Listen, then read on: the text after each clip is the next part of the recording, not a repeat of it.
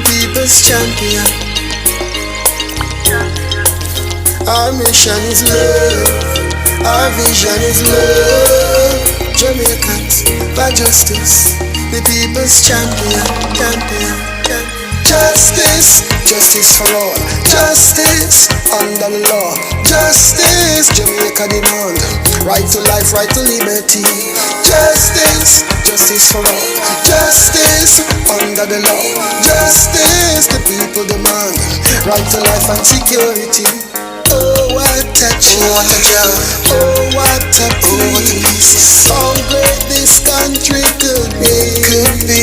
Respecting your rights, respecting human rights. What a wonderful nation this could be. Out of many we are one in a Jamaica.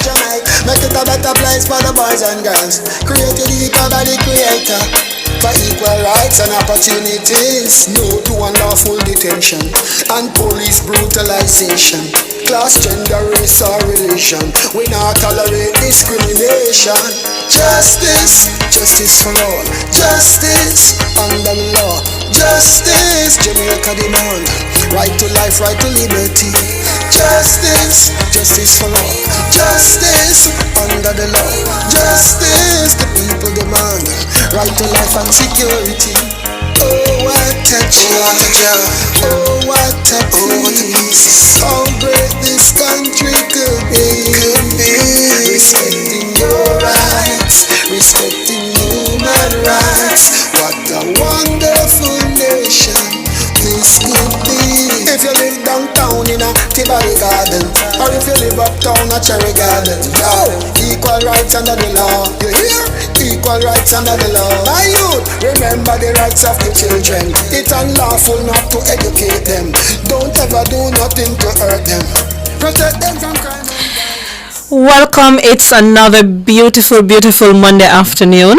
This is Let's Start Justice. My name is Michael Jackson, Executive Director of JFJ. And I'm Jade Williams, Policy Research and Advocacy Specialist at Jade. Manager at JFJ. We need to shorten that title, it seems. But thank you so much to those who are joining us via Radio Land, those on the Nationwide YouTube page and those on the JFJ YouTube page as well. We certainly are quite happy that you're with us, and we're going to be discussing a topic that has been in the news cycle for some time this week, and the title that we have here is Striking the Balance of Law and Lives, and we're joined by Hugh Faulkner, who is the Commissioner of the Independent Commission of Investigations, INDECOM for short. But before we go to Mr. Faulkner, and thank you so much for being here with us, just to take care of some business first. All right, so as you said, this topic today is striking the balance of law and lives.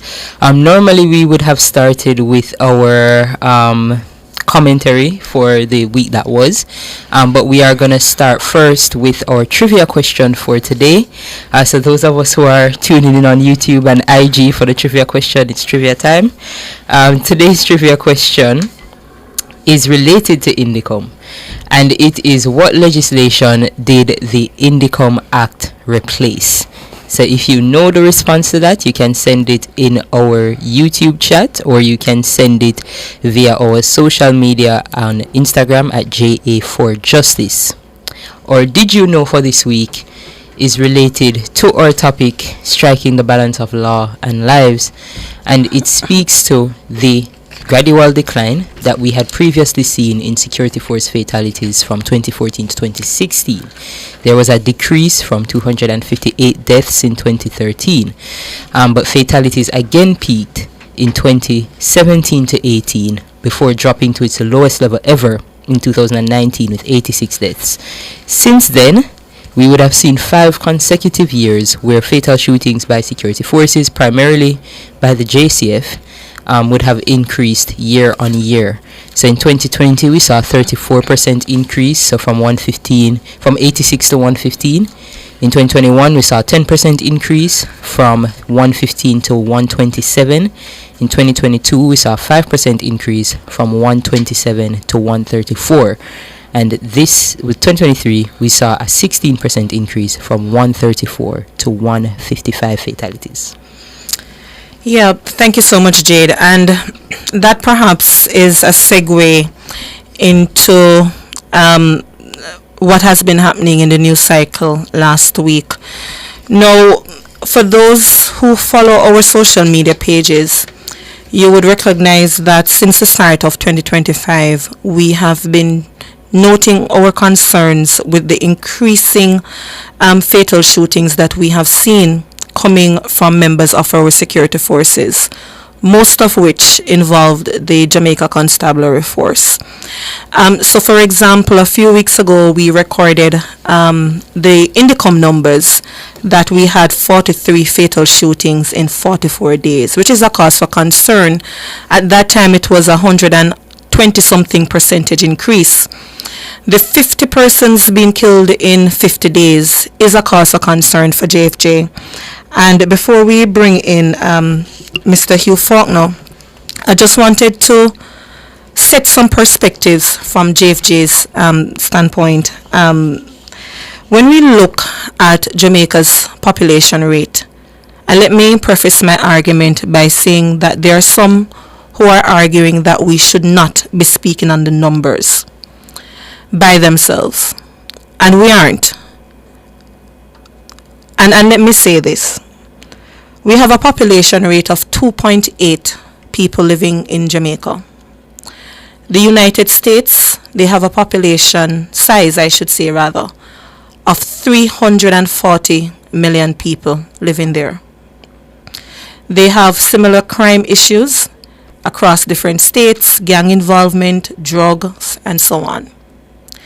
When you look at our numbers, as Jade just outlined them, 127 to 134 to 155 to 189, and then we look at the trend that we have been seeing since the start of 2025, wherein it would suggest, if this trend continues, and JFJ is very conservative to say that we may see 250 civilians killed by the end of the year.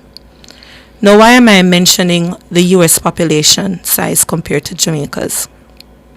In 2023, the United States recorded some 1,100 fatal shootings.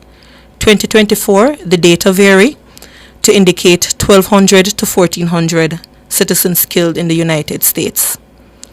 So let's put back the percentage here now.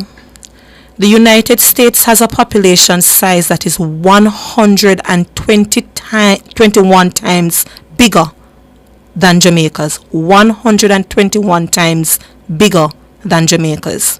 Yet, their numbers of those who have been killed by police officers, law enforcement officer, is 7.5 times greater than ours.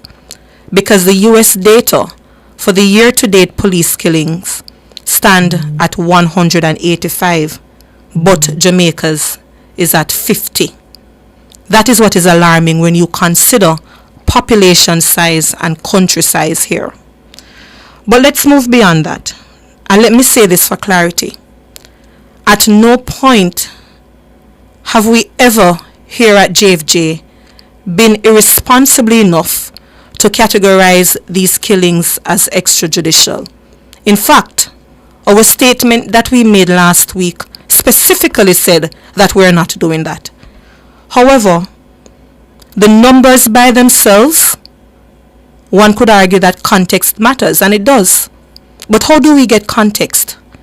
We get context from independent accounts from witnesses, forensic evidence, and yes, the body-worn cameras would be instrumental in getting that. We have Mr. Faulkner here with us, and at some point I'm going to ask Mr. Faulkner just to speak to page 8 of the 2023 Indicom report, where that report from Indicom says no firearm, no weapons in some instances. You have some instances, very few though, where you may have individuals who are mentally ill. The point that we're making here is this. Every case must be dealt with on a case-by-case basis, but it is the footage from the body-worn cameras that would help with an independent account of what may have transpired during these incidents. JFJ, we receive complaints from citizens within communities that the police account of what happened in a confrontation is not what they recorded on their device or what they saw. Let us go back to Teron Hewitt. It was footage from a cell phone which saw something different from what the public may have thought may have happened. Romarius Sterling, that was last year. This was a young man where the CCTV footage showed him knelt down on his knees, hands behind his head, and then you heard a sound that appeared to be a gunshot. That was Romarius Sterling. Let's look at late last year. CCTV footage showed two men, presumably two police officers, who seemingly executed three men based on that footage. The question is, had that CCTV footage not been available, where would we be today with that case? Would we have been in the position to have charges being laid? These are questions we have to ask ourselves. The crime rate is high for all of our comfort, but I want to urge our listeners to appreciate that calling for police accountability should never be seen as anti-police or anti-Jamaican. The rule of law dictates that you have principles that we all uphold the law. The rule of law also dictates, let us not label everyone who comes in contact with the police as criminals. Because even if they are, if the police was not acting in self-defense or defense of others, you have to ask yourself, what is the purpose of the court system? We have to start thinking along that line, that yes, the police must defend themselves if someone is shooting at them or if there is a risk to other citizens who may be present. But calling for body-worn cameras should never be seen as somehow undermining the security forces. So JFJ, we remain resolute in our mission, and when we seek relevance on behalf of the voiceless. We seek relevance on behalf of people who have called our offices, like the mother of the 17-year-old recently, who was shot 5 times in his back, who had the wits to play dead. These are the citizens that JFJ provides support for. Help them navigate the court system. We have a court date coming up next week for Mario Dean on March 3. We support Mario Dean's family for him to get justice. We support the family of Matthew Lee, who was killed sometime in 2014. That court date is coming up in July, I believe. Let's look at the date, almost a decade later. That is the relevance that JFJ seeks for the families of those who have been killed by members of the security force. And we make no apologies for that at all. So when we talk about relevance, it's not self-interest. It's for justice, human rights, and rule of law. Jane? Thank you for that, Mikhail. Well, Damien poignantly pointed out we should take the break. So we'll quickly take the break, and when we come back, we'll pick up with Mr. Faulkner.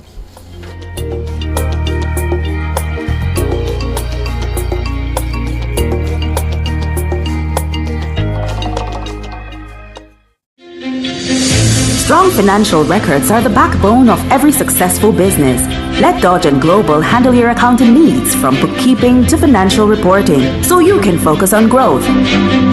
Call us at 876-929-3670 or 876-926-5210. Email us at info@dodgen.global or visit us at dodgen.global.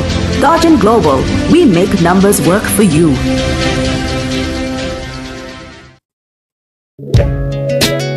Do you have a consumer-related issue? Want to learn more about matters concerning you as a consumer? Well, keep it locked to Nationwide 90 FM for the Consumer Hour with me, Nora Gay Banton. Weekdays from 9 to 10 a.m. For all your consumer-centric matters, stay tuned to the Consumer Hour on Nationwide 90 FM, a revolution in media.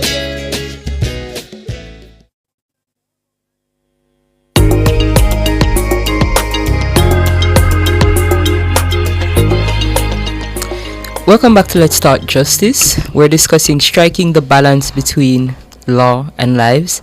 We are joined by the Commissioner of the Independent Commissions of Investigations, INDECOM, Mr. Hugh Faulkner. And the context of the conversation is really, we're looking at an increasing number of fatalities, and we're also looking at an absence of body-worn cameras in a lot of the I know that INDECOM has made some general calls in this area. If you could just remind our audience what INDECOM's position is on the body-worn cameras, firstly. Right. Thanks for having me. And the Commission, our entire team, we're of the view that body-worn cameras are an essential, necessary, and ultimately mandatory aspect of security force operations. We're speaking of accountability, and in your preface you had mentioned the rule of law. And what the rule of law does is to assure the citizen of Jamaica that regardless of any high office that you hold, any institutional power, authority that you have, you are subject to law. So rule of law means law rules. So it supersedes the authorities. Now, the security forces play an important role in any country in terms of maintaining law, order, public order. But the security forces are also equipped with immense powers. You know, the powers of arrest, the powers of search under particular circumstances. They are armed with small arms and heavy weaponry. They can enter your premises, especially during emergency powers without a warrant. So immense powers. So it is important that an oversight mechanism is there to ensure that where there are reported infractions, then the security forces too are subject to accountability.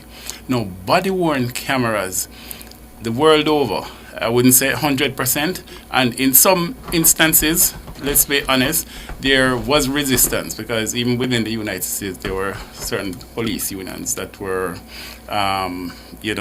reluctant to embrace the concept. But more and more the concept is being accepted that body-worn cameras play a valuable role in investigation, that you can be fully and completely thorough in your investigation. Yes, you can investigate to a point, but in many instances, in our experience, the sole eyewitness is deceased. So what you will be left with in those instances are singular accounts. There are instances also when, mental illness can affect just about anybody. There are instances when the victim, even if alive, is laboring under mental, challenges and would not be able to coherently and chronologically give you an account. So again, body-worn cameras. For the officers themselves, body-worn cameras can provide footage that they too can review their operational strategies and their interactions, etc., for training purposes. So we are 100% in support of body-worn cameras, and the sooner the better. Body-worn cameras, they give you a neutral account.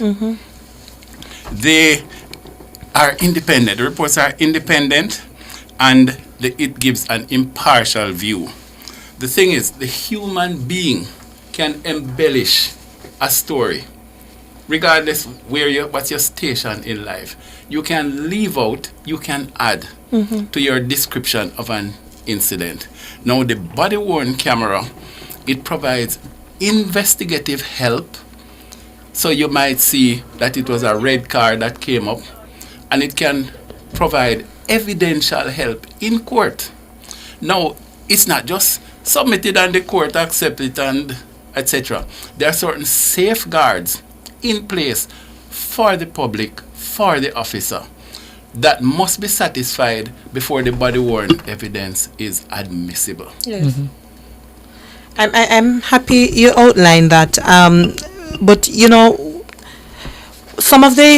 there is the view, because I've been paying attention to some of the conversations happening on social media over the weekend, and there is the view that yes, we need to get the body-worn cameras eventually, but it won't prevent and hamper or hinder your investigation in any significant way, and you can proceed without it. Those are some of the sentiments. All right, let me just, and you know, all views contend, and I am willing to give each perspective, you know, a listening ear.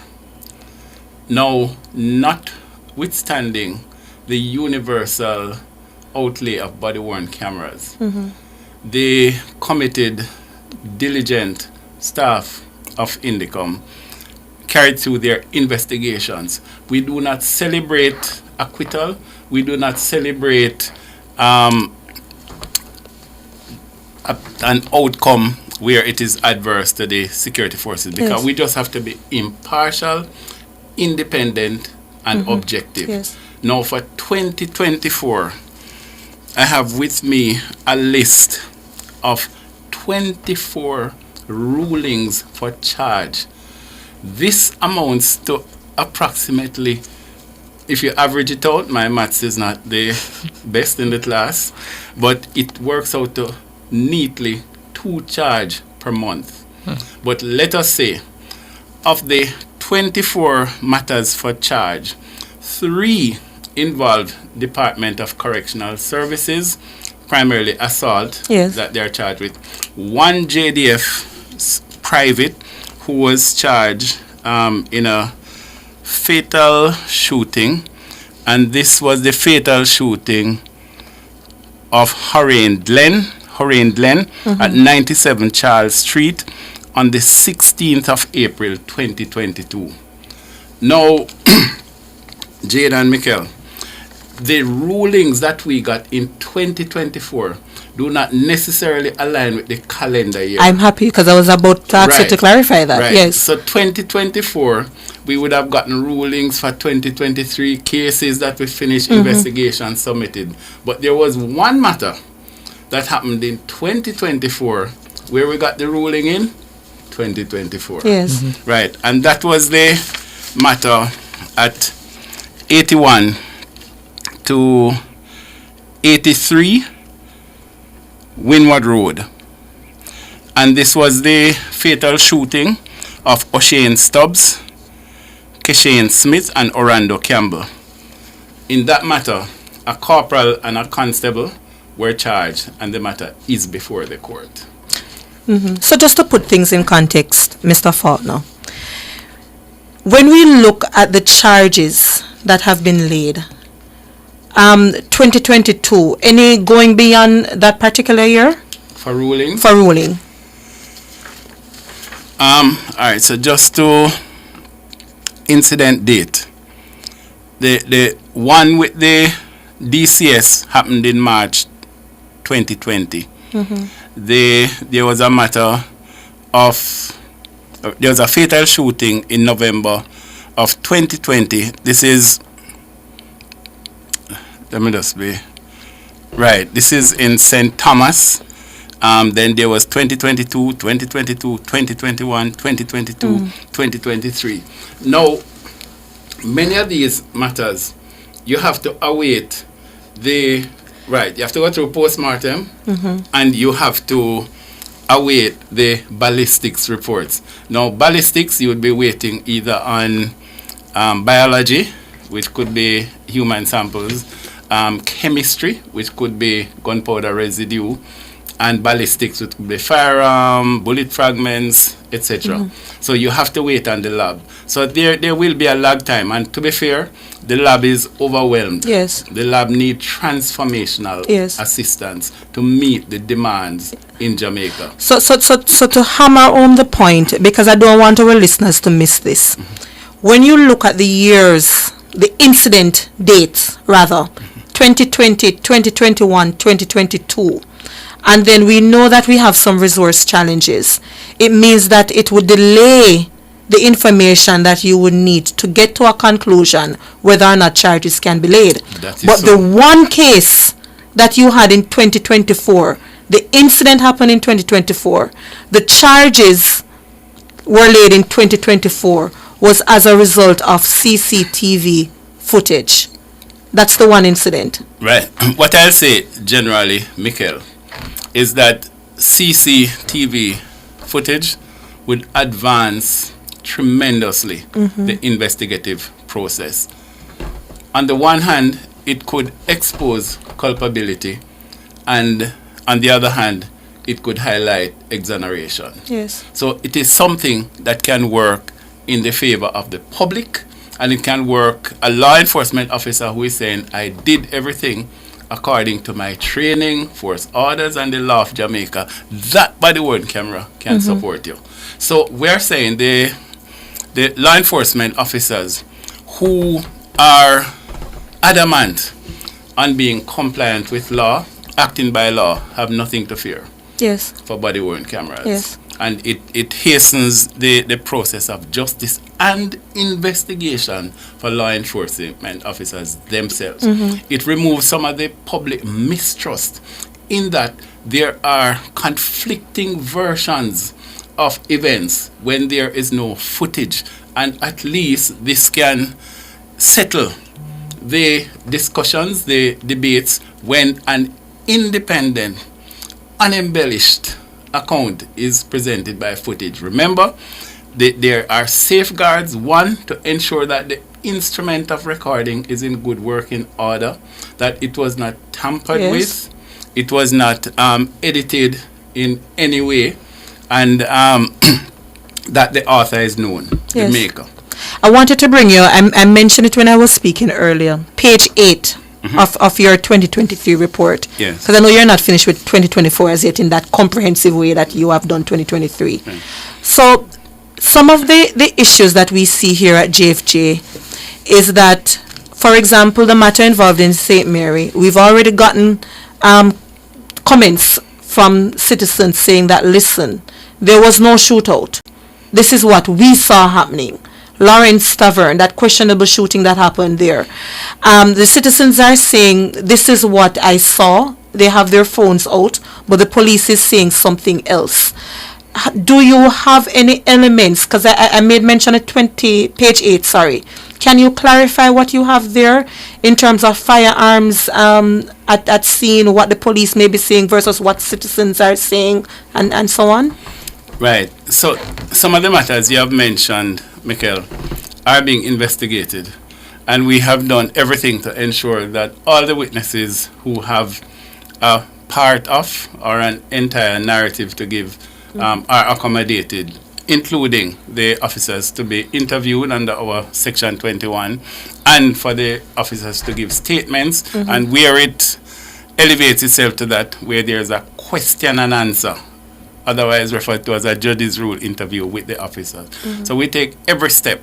Now, one of the things with fatalities that we must not escape our mind as I look at the statistics that you asked me to. Mr. Faulkner, hold that thought. We have to take the break, but when we return, I just wanted to go through the stats. Yes. Firearm, weapons found at scene, Yes. implications of that, and the need again for body-worn cameras. Yeah.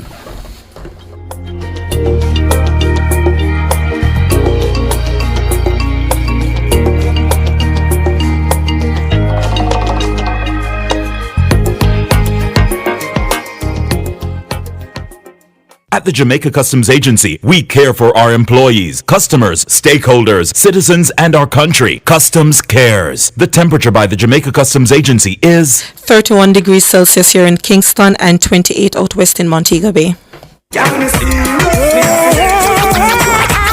Dancehall week, can't miss me. February 23 to March 2, one full week of dancehall activities. New style. Style. Cliff Hughes Online I got there at the Ronnie Williams Entertainment Center on February 26th from 10 a.m. to 1 p.m. at the official Dancehall Village to help celebrate dancehall. Holla back on me and come celebrate the dancehall culture at the Cannabis Village. Seminar and workshop I got there. Food and shopping village and the official opening of the Dancehall Museum. This you wanna hold? Catch me side at Cliff Hughes Online. Me a dance and I go with a bag of things. Them I go have dance workshop and boot camps and guess what? It's free all week. Go down now. And don't forget the dancehall fashion frenzy on Friday and the dancehall street parade plus the big bad corrosive after party on Sunday. Me, Affidede. It can't miss me. And if you miss it, that rough. But don't worry, Cliff Hughes Online I got there for make you know the pre. You see? February 26th, 10 a.m. to 1 p.m. Only on Nationwide 90 FM. Oh, we are the revolution in media. Top dancehall of me everything.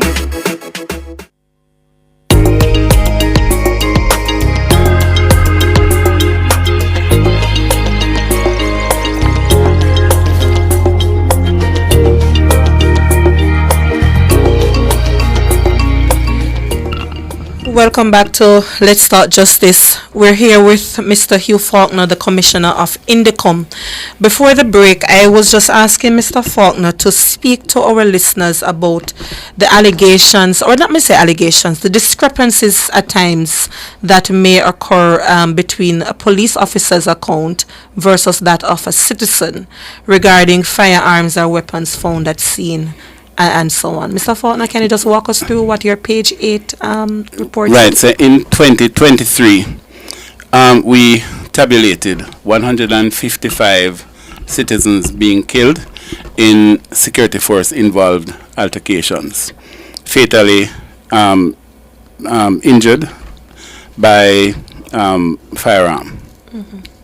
Of the 155, 104 instances, firearms were recovered. In 27 other cases, a weapon other than a firearm was recovered. And in another 24, no firearm or other weapon recovered. Mm-hmm. Now, in that same year, so we had 155 who were fatally injured, and 99 were injured. Of the 99, 8 firearms were recovered. And then in 27 of the cases, a weapon other than a firearm. So 35 of 99. So 99 people dead, 35 weapons recovered, 8 firearms, and 27 other. That other could be machete, knife, etc. Yeah. Mm-hmm. And then in 64 of the injured, no weapon was recovered. Yeah, I'm thank you so much for laying that out. Because, you know, as I've stated publicly, we have to look at each case based on their own unique facts. Yes. But we can't also be naive to some of the allegations that have plagued our members, and we stand with our security forces. But again, when the calls come at our door and you hear something contrary to the account of our security force officers, well, let me speak for us as a human rights organization. We have to listen. And again, we guide people through the process and say, make your report to Indicom, make your reports to iProbe, and Indicom will do their good work. But Jade, I know you had a comment on Indicom, because the role of Indicom came up in the discussion last week, that by us flagging Mr. Faulkner the concerns about the numbers, we were somehow undermining the work of Indicom. So I know you had a question about the role of Indicom with investigation and, you know, to how far Indicom is able to go based on its mandate. Yeah, I think one of the things, I think it would be valuable for Mr. Faulkner to clarify for our listeners. I don't think people have a fulsome understanding that while Indicom, yes, it does its independent investigations, Indicom essentially makes a recommendation at the end of that. And it is then in the purview, or maybe I have it wrong. You can clarify. Is in the purview of these other authorities now to make a decisive action that we as the ordinary citizen would count as an accountability action. So what do you say to that? Is it our investigative body, or does it do more? Yes. All right. So let me indicate that in the earlier days of the legislation, and this maybe is a pattern with all new legislations. When the legislation is new, you have a flurry of challenges for various reasons, Yes. constitutionality, etc. Now, likewise, the Indicom Act went through the same flurry of legal inquiries, especially by the Jamaica Police Federation. And the Privy Council ruled that final ruling. Before that ruling, the decisions had gone either way. Yes, Indicom has the power of arrest and prosecution. No, Indicom doesn't have the power of arrest and prosecution. The Privy Council settled the matter, which is on the hierarchy of courts, is our highest court. Yes. And the ruling is that Indicom, you're an investigative body. Your prosecutorial arm is the Office of the Director of Public Prosecutions. That is why we have to submit our files to the DPP. In instances where there are body-worn cameras, you may find that even though your ballistics and your biology and your chemistry results can help to further the case or to establish whatever position you have taken, the body-worn cameras could have helped to expedite the matters in the interest of justice. Now, in 2024, as I indicated to you, we had 24 matters that were ruled for charge. This is tied with the highest for any given year for Indicom. So, as I indicate, your only measure is not for charge, but I still have to commend the diligent and effective staff of Indicom, because even without all the amenities that can further an investigation, they were able to rule in some instances that this does not amount to a charge, and in 24 cases, 2 per month, that a charge should be laid. But I want to clarify something, Mr. Faulkner.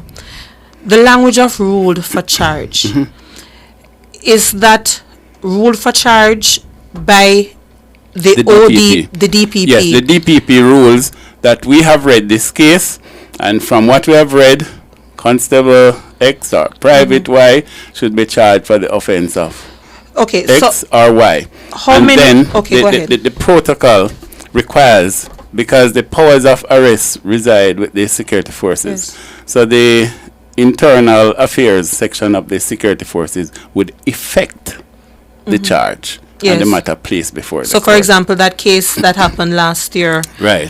with the CCTV Yes. footage and so on, Indicom did Right. its investigation, Yes. had its finding, Right. made recommendation to DPP. The police had to effect the arrest. Effect the Yeah. arrest. So notwithstanding that rule, it was an Indicom investigation. Absolutely. So even some of the cases that you have mentioned earlier, the Indicom investigation led to the ruling for charge. The charge. There are instances when we work also with the security forces jointly, depending on the nature of the matter, Yes. and other investigative bodies, depending on the technical or other expertise that a matter requires. But Is- can you, before Jade, just can you clarify for me how many cases Indicom made a recommendation for charges to be laid versus how many were ruled for charges? Right. I think we are ending up at about 80% Oh, usually. that's an improvement. Yes. Yeah, usually about 77 to 80% of our recommendations are, the DPP's ruling conform with our recommendations. And when the charges are laid now, where do we go with that continuum in terms of prosecution and conviction? What is the rate there if you were to follow through? Right. So the actual charging would be the prosecution. But, Michael, we have to be realists. having done the investigation, having established the ingredients for a prosecution, the prosecutorial authority ruling that somebody is to be charged, we cannot take any responsibility for the outcome. Yes. Remember, you're speaking of law enforcement against a civilian. Again, if we are to be clear and fair, there are instances when the deceased has an antecedent and the law enforcement officer is the one in the prisoner's dock. We have no control over how a jury rules. And maybe data across the world might tell you that if you look at fatalities committed by civilians, fatalities committed by officers, the fatalities allegedly committed by officers carry a lower. So that's in the a lower hands- conviction rate, because the last time we checked it was about 5%. Yes. So when it comes to we having done the investigation, establish that the ingredients for a charge are present, submit the file, the DPP rules in favor of a charge.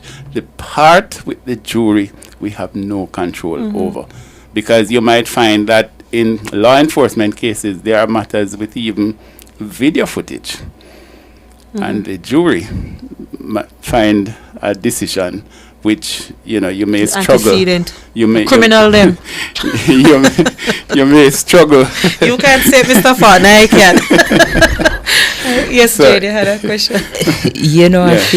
I think you essentially got to it, because I wanted to, for the listeners to simply have an understanding that, Indicom completing its investigation and saying So I have the elements 24 are here, there. Jade. And but as I said in our report, we'll tactfully and so that you do not expose any of your witnesses, etc. And the matters with fatalities, we'll put the names, etc. Yes. Yes, and thing. But the for last year, these are the charges. So it's 24 and they start at one. Not to go through the entire list. Number one, this was assault, DCS officer for assault, fatal shooting and shooting injury. All of these are charged for last year. Fatal shooting, shooting injury, road collision injuries, assault, road death, fatal shooting, assault, discharge of firearm, assault, discharge of firearm, shooting injury, go down the line. So the other year when I think we had 24 rulings for charge was in 2020. I think that year, half of it, COVID, Yes. stamped its feet, right? But in the regime where it has been ruled that the DPP is the prosecutorial authority, that was the other year when we had 24 rulings for charge.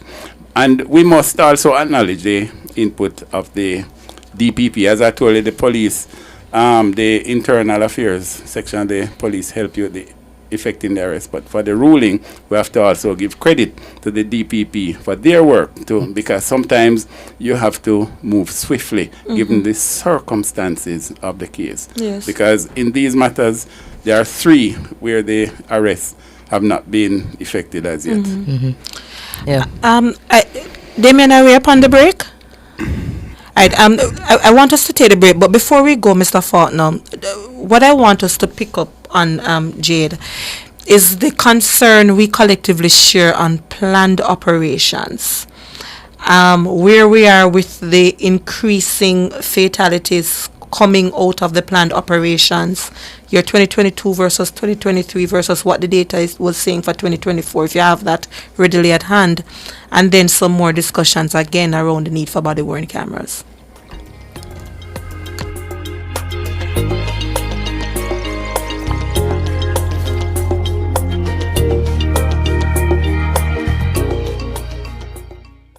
The national budget is everybody's business because it impacts every Jamaican.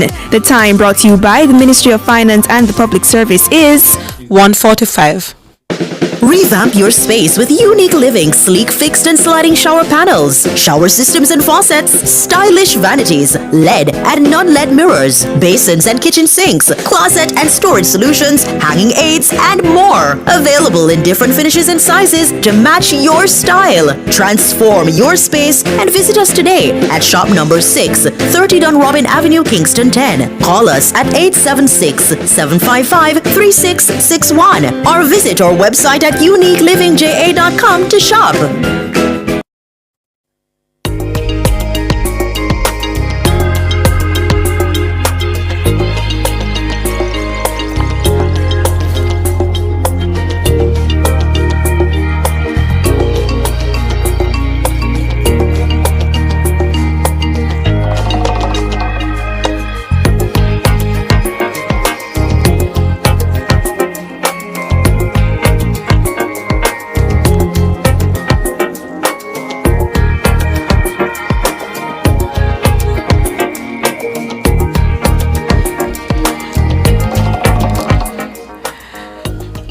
Welcome back to Let's Talk Justice. I'm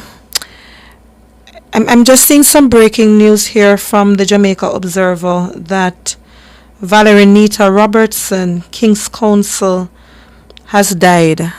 Wow, that's sad news. Our condolences to her family. That one is shocking. Oh. Yeah, our condolences, Valerie Nita Robertson, noted attorney, very vocal on issues. Yeah. Yeah. My condolences also Yes. to Mrs. Robertson and her family. All right. Whoa, sorry, I'm a little bit shaken by the news. Before the break, we wanted to have a conversation, Mr. Faulkner, with you on planned operations. What is the data saying in terms of the trajectory and the concerns from Indicom? Right. So, just looking at the data, it has been erratic. The numbers have been erratic in terms of planned operations and fatal shootings. So, in looking at the last 5 years, in 2020, of the fatal shootings, 115 in 2020, 18% occurred in planned operations. In 2021, which was my second year, it went down to 9%. In 2022, come up to 23%. 2023 went back down to 15%. And I'm speaking from memory now, and I think for 2024, of the 189 fatalities, I believe 40% were police planned operations. Yeah. This, again, data, not conjecture, not opinion, not presumption, but data, asks that body-worn cameras be equipped. Why? The planned police operations is actually within the purview and execution of the security forces. The security forces, one, you plan the time, the date, the location, all of that within your control. You can plan for medical emergencies, whether for civilian or law enforcement officer. You will, before the planned operation, you know where is the nearest clinic, where is the nearest hospital. You can choose which route. So if I live at Mango Tree Avenue, you might drive Guinea Tree Road to come to my house. You choose. So all the indices for planning are within the security forces. And it does suggest, Mr. Faulkner, that when it's planned operations acting on intelligence, Yes. there is almost an element of surprise. Not for the security forces. Not for the security forces, but for the suspects. Thank you. And Thank if you. there is that element of surprise, based on our conversations with security experts, it would suggest that, you know, even if there is a shootout, it should not be in the majority. So in other words, you should have injuries perhaps, more arrest, not more fatalities. Right. So, but additionally, Michael, when it's a planned operation, depending on the requirements of that planned operation, specific training can be conducted prior to that operation. All the intelligence regarding the process, all the risk assessment. So again, the planned operation should remove you from certain risks that an ad hoc confrontation brings.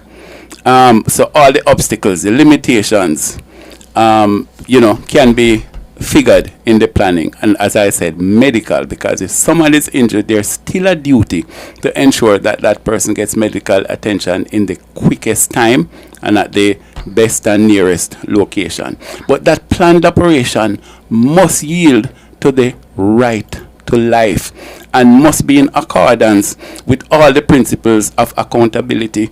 It must protect the person from arbitrary arrest or for fatality, which is unnecessary. And again, all these steps of accountability are in the interest of what our Charter of Fundamental Rights, the protection given to life for one and for all. Yes. In these planned operations, were there any body-worn cameras? From our data, I think in the last 2 years, I've seen one instance, and I think that was a shooting injury where there was a body-worn camera. Yes.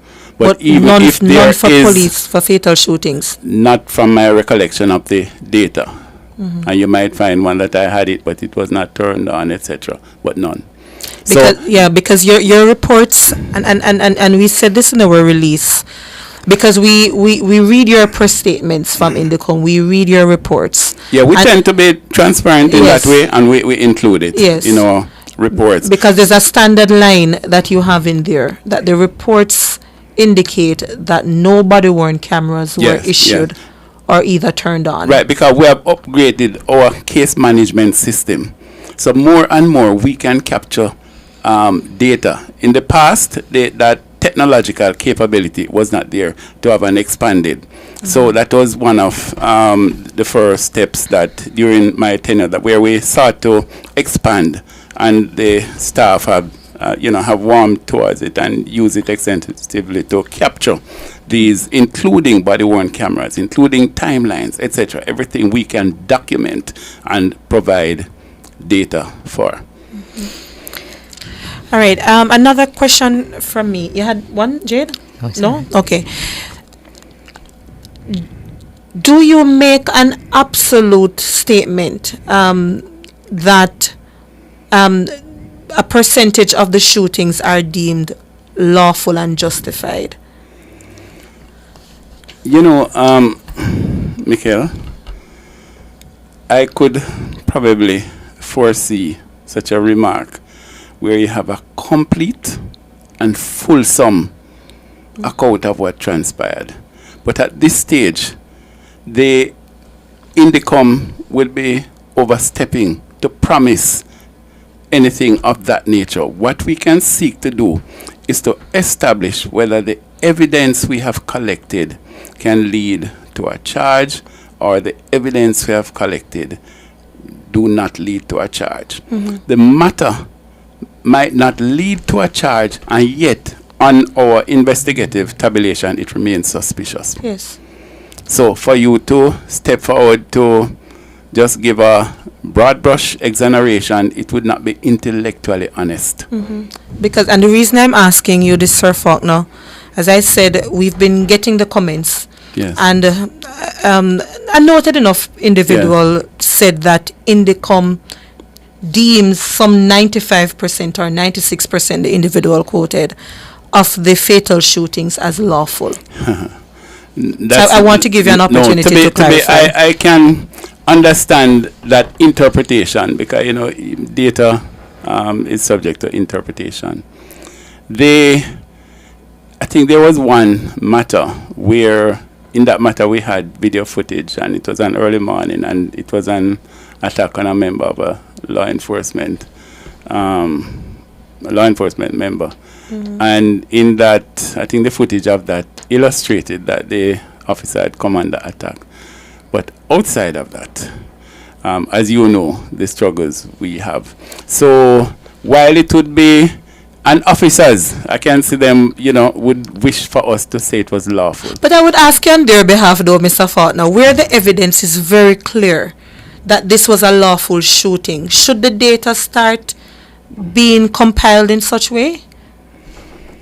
I think if you're in a position so to make that declaration, then it would be good. Yes. But in instances, and many, where, as you indicate, there is not necessarily an eyewitness, happens inside a house or a room, the one potential civilian is deceased, there are sometimes a number of gaps that you are not able to close for you to go to that step. But if somebody had acted lawfully, and it is manifestly clear, and the evidence supports that, we have no challenge to say so.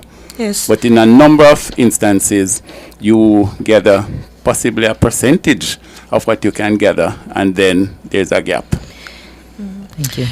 There is a comment here from YouTube, Mr. Faulkner, saying that we want world-class behavior from the JCF, but third-world behavior from our citizenry. There is another saying that the rules are there for a well-behaved child, but it can't be for bad-behaving child. Something like that. I'm just reading from, I don't have the best eyesight, Right. YouTube. But you get the point. We're saying Yes, that our culture of bad manism. So with bad behaving that and comes so to on. us, Michael, sometimes from a supportive, sometimes from a,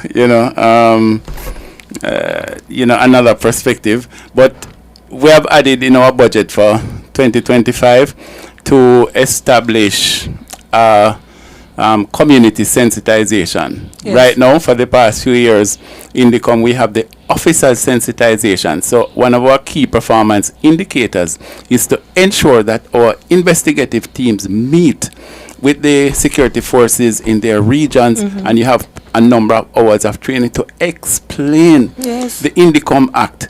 And so far, we have seen, better reception, because of the 24 cases for charge last year, the officers comply to the arrest, move to go in custody. Yes. Go in custody. But the other side, we have not had community sensitization.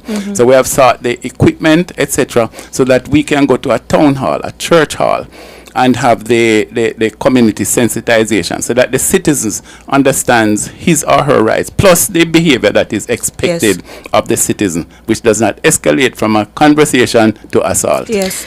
I wanted to make a comment, Michael, because I feel like we, as citizens, the perception of what is a criminal or who is a criminal is extremely skewed. I think as long as a person comes in contact with the police at all, or citizenry thinks that it is okay for the police to engage with them in a way that may be fatal or may be injurious to them, just on the basis of that engagement. And I think we have to always remember that people don't just engage with the police because the police are suspicious of them. They engage with the police for numerous reasons, and even in these interactions where they are not the subject of the investigation, they can and have been harmed. So it's not as though we are unaware of our cultural context. It is our cultural context why we are having this conversation. I agree with our police commissioner. The officers have superior training, and it's because of that superior training that we expect them to act with the use of force and the law. But for those who are saying, no, we do sensitization sessions, listeners. Last year we trained over 10,000 individuals in their rights across the communities, telling them about their responsibilities as well. We do school interventions, reminding our youngsters not take up badness, and telling them about the child diversion, restorative justice programs. We do all of that community work. But listen, the powers that the state has, we have to note it. And that's what we do here at JFJ. We hold the state accountable to ensure that the rights of every single Jamaican citizen is so protected. But that's where we have to leave it. Mr. Hugh Faulkner, thank you so much. The Commissioner of Indicom. Jay, do you want to announce your trivia? Yes, so the act that preceded the Indicom Act was the hold on, let me read it. The Police Public Complaints Act. You should have asked Mr. Faulkner to indicate. But news commentator did win, so we'll reach out to you via WhatsApp. She wins every week. Congrats, news commentator. Well done. Yes. All right. Thank you so much, listeners. Have a good day.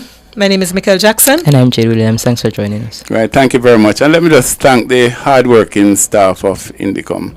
Beautiful. Yes, Thank you. very good. Jamaicans, for justice, the people's champion, champion. Justice, justice for all. Justice under the law. Justice, Jamaica demand. Right to life, right to liberty. Out of many we are one in a Jamaica. Make it a better place for the boys and girls. Created equal by the creator. For equal rights and opportunities. No to unlawful detention and police brutalization. Class, gender, race or religion. We not tolerate discrimination. To join the fight against injustice, contact us at 755-4524 or JamaicансForJustice.org. The people's champion. Tune in to Nationwide 90 FM, the new revolution in media. Stay ahead of the curve with our cutting-edge reporting and accurate breaking news coverage. We are having an earthquake. Oh, God. Hear it here first on Nationwide 90 FM. Tune in